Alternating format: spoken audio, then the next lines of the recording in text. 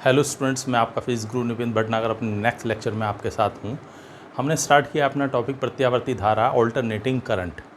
आज हम उससे रिलेटेड कुछ सामान्य परिभाषाएं लेकर के चलेंगे जो जिनका हम बार बार जिक्र करेंगे अपने पूरे चैप्टर के अंदर, तो उनको समझ लेना बहुत ज़रूरी है। This is the basic part of this chapter.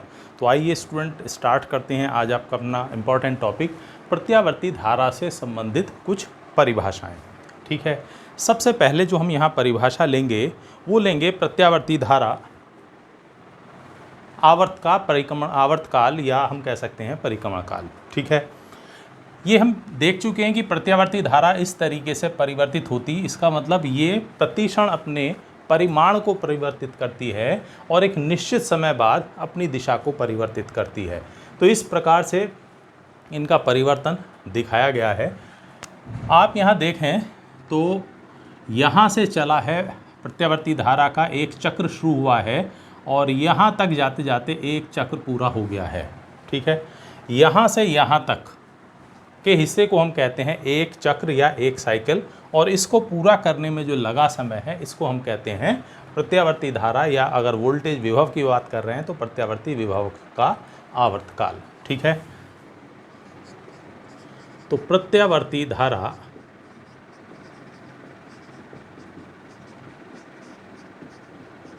जितने समय में एक चक्र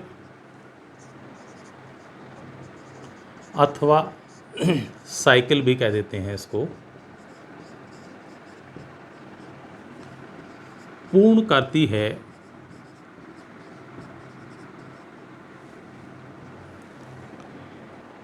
उसका आवर्तकाल कहलाता है।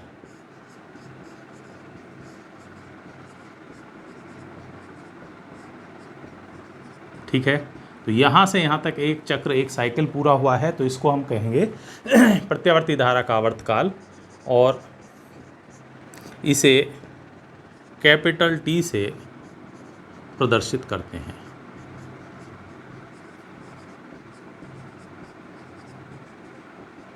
ठीक है, कैपिटल टी से इसको रिप्रेजेंट किया जाता है। दूसरी एक इम्पॉर्टेंट परिभाषा हम लेकर के चलेंगे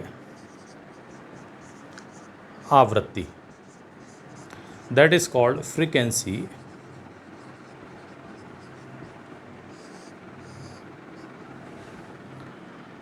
यहाँ हमने देखा 0 से t समय में एक साइकिल या एक चक्र पूरा किया है, तो उसे हमने कहा है आवर्तकाल। एक सेकंड में ऐसे आवर्तों की संख्या को, पूर्ण किए गए चक्रों या साइकिलों की संख्या को हम कहते हैं प्रत्यावर्ती धारा की आवृत्ति। And this is an important factor for alternating current. ये एक इम्पॉर्टेंट फैक्टर है, इसको भी हम आगे डिस्कस करेंगे। तो प्रत्यावर्ती धारा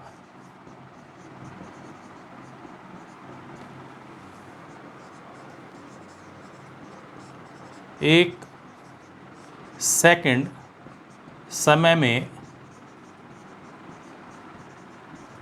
जितने चक्र पूर्ण करती है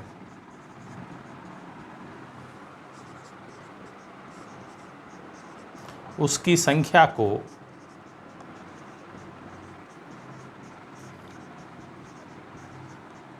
प्रत्यावर्ती धारा की आवृत्ति कहते हैं।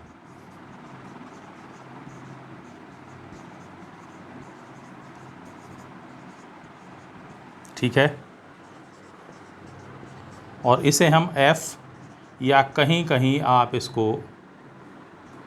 न्यू से भी रिप्रेजेंट कर सकते हैं, इसे फाई या न्यू से प्रदर्शित करते हैं।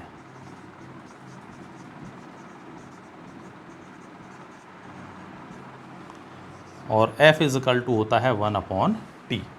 जो फ्रीक्वेंसी है वो आवर्तकाल का व्युत्क्रम होती है, और इसका जो मात्रक है वो है हर्ट्ज या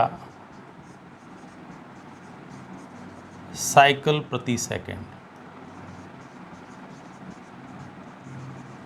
या खाली प्रति सेकंड इस्तेमाल करते हैं इसके लिए। तो ये है हमारा दूसरा इम्पॉर्टेंट टर्म आवृत्ति। क्यों इम्पॉर्टेंट है ये भी समझ लेना ज़रूरी है।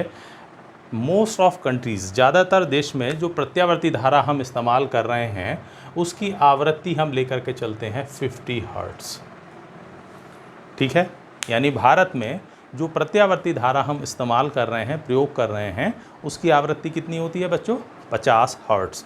इसका मतलब है 50 हर्ट्ज़ का मतलब वो ऐसी 50 साइकिल पूरी करती है 1 सेकंड में परिवर्तन की। इसका मतलब 1 सेकंड में वो 50 बार इधर, 50 बार इधर। इसका मतलब 50 बार उच्चतम मान इधर और 50 बार उच्चतम मान इधर प्राप्त करती, तो 100 बार 0 से 100 मैक्सिमम वैल्यू के बीच में 100 बार परिवर्तन होता है। लेकिन अलग अलग कंट्रीज़ में ये अलग हो सकती है। ज़्यादातर कंट्रीज़ में 50 है, लेकिन यूनाइटेड स्टेट्स में इसको 60 हर्ट्ज़ रखा गया है। 60 हर्ट्ज़ फ्रीक्वेंसी, पर्टिकुलर को खास रीज़न नहीं है क्यों रखा गया है, हिस्टोरिकल रीजन्स हैं। अलग अलग व्यापारिक स्तर पर इनको अलग अलग फ्रीक्वेंसी की रखा गया और वो आज भी मेंटेन है।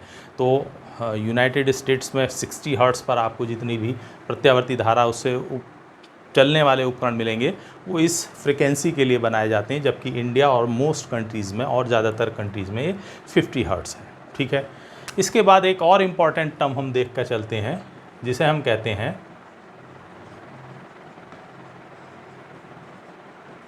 प्रत्यावर्ती धारा का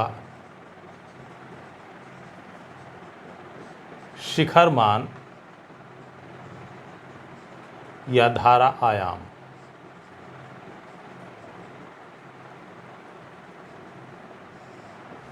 प्रत्यावर्ती धारा का शिखर मान या धारा आयाम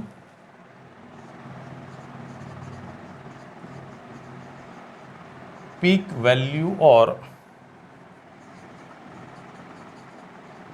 current amplitude of alternating current. यहाँ इस ग्राफ पर देखिए जो परिवर्तन को प्रदर्शित कर रहा है, यहाँ आप देखें तो एक चक्र पूर्ण होने में लगातार इसका मान परिवर्तित हो रहा है, लेकिन 2 बार ये अधिकतम मान प्राप्त करती है। तो प्रत्यावर्ती धारा या प्रत्यावर्ती वोल्टेज एक चक्र पूर्ण करने में 2 बार अधिकतम मान प्राप्त करती है और इसी को हम कहते हैं धारा आयाम।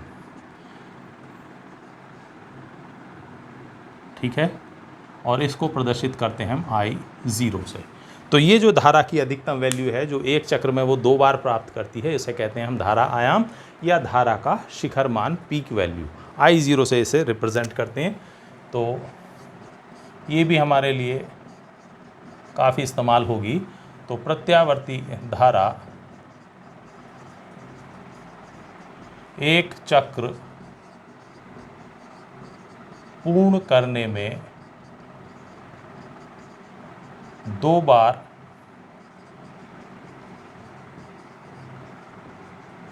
अधिकतम मान प्राप्त करती है।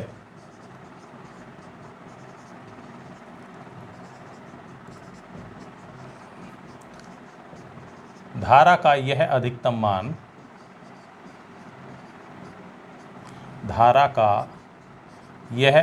मान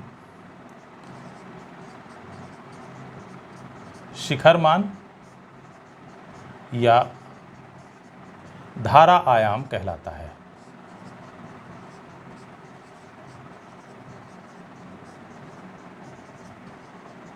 इसे हम कहते हैं धारा आयाम या शिखर मान।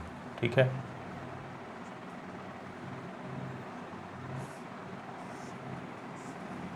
और इसे हम रिप्रेजेंट करते हैं, इसे I0 से प्रदर्शित करते हैं।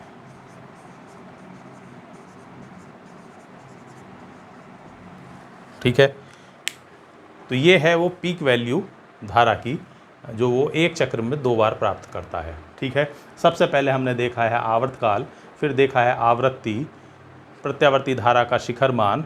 एक और टर्म भी हम लेकर के चलते हैं कोणीय आवृत्ति, उसको भी कई जगह हम इस्तेमाल करते हैं।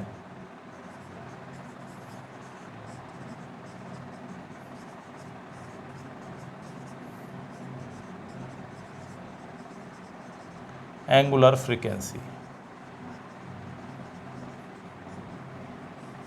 जो प्रत्यावर्ती धारा है उसकी आवृत्ति f या न्यू जो भी हम लेकर चल रहे हैं उसके 2 पाई मल्टीपल को हम कहते हैं कोणीय आवृत्ति। ठीक है, चूँकि एक चक्र पूरा जब करती है प्रत्यावर्ती धारा तो पूरा एक सर्किल हुआ है, तो उसका मतलब कितना एंगल 360 डिग्री या 2 पाई रेडियन एंगल वो कंप्लीट कर रही है एक चक्र पूरा करने में। तो उसका अगर फ्रीक्वेंसी से मल्टीपल कर दिया जाए तो वो कहलाता है उसकी कोणीय आवृत्ति। तो कोणीय आवृत्ति के लिए हम लेकर के चलें, इसको हम रिप्रेजेंट करते हैं ओमेगा, और ओमेगा इजकल टू होता है 2 पाई एफ। तो धारा की आवृत्ति के 2 पाई से गुणक को हम कहते हैं उसकी कोणीय आवृत्ति। ठीक है, क्यों 2 पाई से मल्टीपल किया? चूँकि एक चक्र पूर्ण करने में वो 2 पाई रेडियन पूरा एंगल कंप्लीट कर रही है तो इसलिए उसको कहा गया है कोणीय आवृत्ति। ठीक है, तो इस प्रकार से ये है प्रत्यावर्ती धारा। बार बार हम शब्द इस्तेमाल करेंगे, इसका आवर्तकाल क्या है, आवृत्ति क्या है, चक्र क्या है, वो भी आपको बता दिया है कि अपने एक अधिकतम मान जहाँ से भी हमने आपने प्रारंभ किया है प्रत्यावर्ती धारा का परिवर्तन, एक निश्चित समय बाद वो उसी दिशा में हमने यहाँ से लिया है इस दिशा में परिवर्तन, तो फिर दोबारा वो इस दिशा में परिवर्तन t समय बाद जाती हुई दिखाई दे रही है। तो यहाँ से यहाँ तक ये कहलाएगा इसका एक पूर्ण चक्र या एक पूर्ण साइकिल। ठीक है, तो ये कुछ छोटी छोटी डेफिनेशंस ली हैं अभी हमने, जिनका हम लगातार आगे इस्तेमाल करेंगे प्रत्यावर्ती धारा के लिए। प्रत्यावर्ती धारा में ये परिवर्तन ग्राफ आप ज़रूर ध्यान रखेंगे, जिससे आपको ये पता चलेगा प्रत्यावर्ती धारा या प्रत्यावर्ती वोल्टता दोनों का समान परिवर्तन है, कि इसका जो परिमाण है वो लगातार परिवर्तित होता रहता है और दिशा एक निश्चित समय t/2 टाइम के बाद परिवर्तित होती है। ठीक है, तो आगे के हम टर्म्स लेकर के चलेंगे नेक्स्ट वीडियो में। जब तक के लिए थैंक्स।